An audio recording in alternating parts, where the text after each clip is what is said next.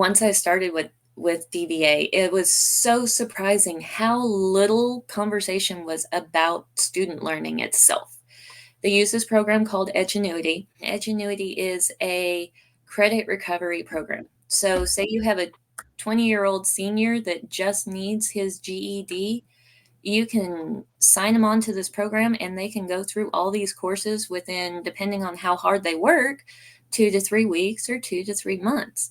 But it's specifically targeted as credit recovery for alternative education. Coming into DOVE and then seeing that curriculum, it was really sad because I had seen through OVCA what awesome curriculum could look like for these virtual schools.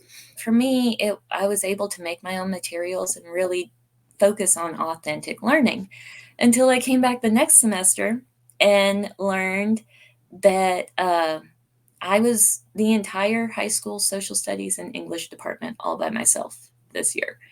And so at that first year, and I have my list, at the first of the year, I started off teaching 12 classes, English 1, 2, 3, and 4. How can you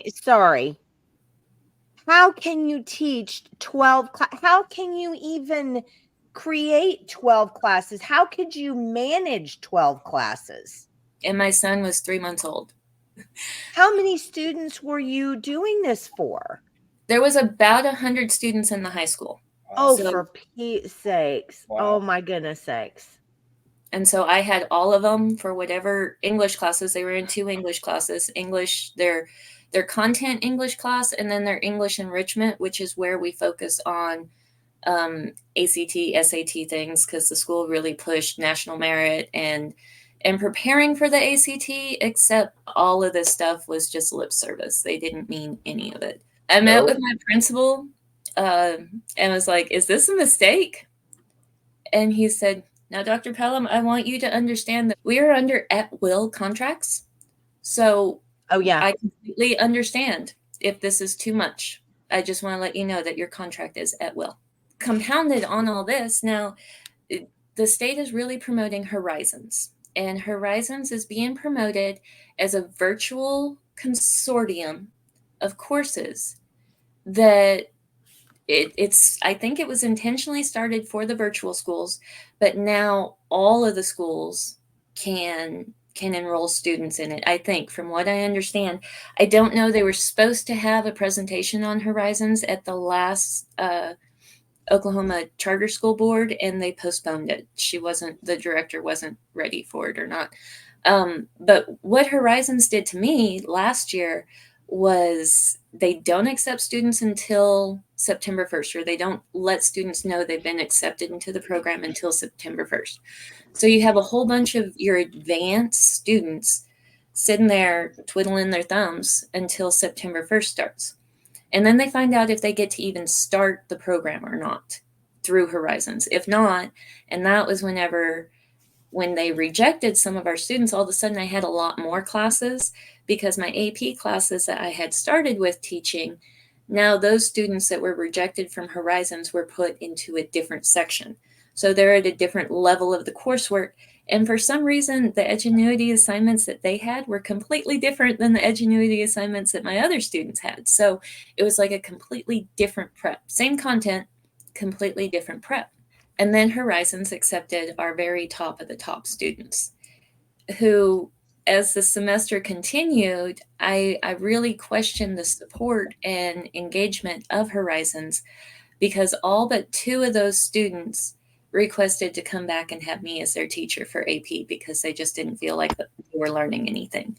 Horizons is getting a lot of state tax dollars to run and function. And for me, what they were doing to our students and having our students say they're not learning, they're not even able to talk to and engage with their professors, and then coming back to me, I ended up having 26 different courses when you're counting all the different AP preps because the students were at different levels. Another thing that compounded that was after Christmas, and I'll share what the principal said as his reasoning for this, we all of a sudden had an influx. I'm talking about 20, 25, 30 students that were being added into AP classes that would not talk to me, would not turn anything in, would not complete any coursework. I finally reached out to the principal. He said, "Oh, no, don't worry about that.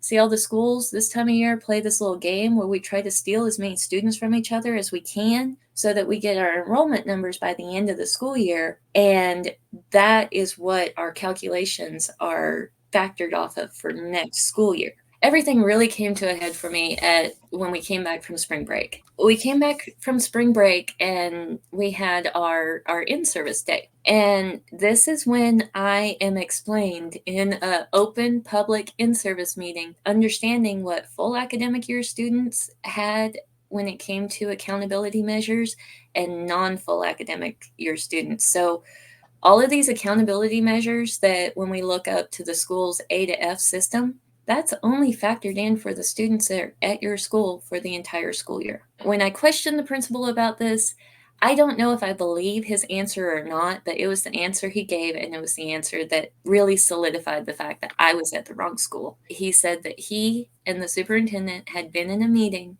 with the state superintendent in the governor's office, and they were explained that this is how you get your C to a B. It has to do with how you categorize your students. A special ed teacher reached out to me and she was like, I can't keep doing this. I can't keep doing what he's asking me to do.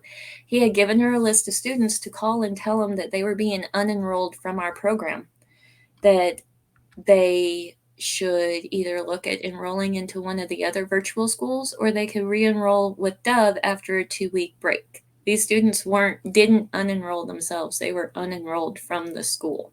And these were the students that were flagged as either would not travel to the school office to take the state test, would not pass the state test, or would not show growth on the state test. And those are the students that were on this list. They did this to 40% of the junior class for the college and career readiness assessment. So for the ACT, for the accountability measures, for the high school, which they are very proud, they had 100% of their students show up and take the test. 100% of their students showed growth. They're very proud of their results when they doctored 40% of the reporting categories.